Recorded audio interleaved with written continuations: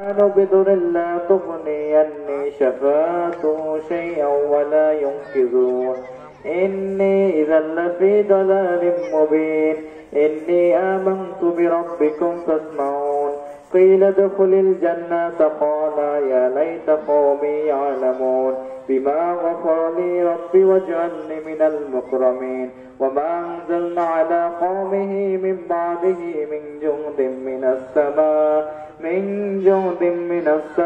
وما كنا منزلين إن كانت إلا صيحة واحدة فإذا هم خامدون يا حسرة على العباد ما يأتيهم من رسول إلا كانوا به يستهزئون ألم يروا كم أهلكنا قبلهم من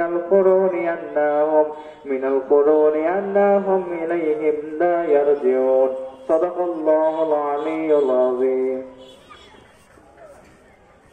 ধন্যবাদ রোহানকে তার কোরআন তেলাওয়াত করার জন্য। এ পর্যায়ে এখন আপনার সামনে সংক্ষিপ্ত বক্তব্য রাখে সভাপতিত্ব ঘোষণা করবেন আমার শ্রদ্ধেয় বড় ভাই জনাব মোহাম্মদ আসাদ আলী সরকার সাহেব।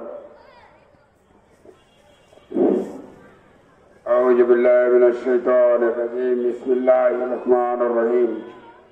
نحمده ونصلي على رسوله الكريم। সম্মানিত উপস্থিতি,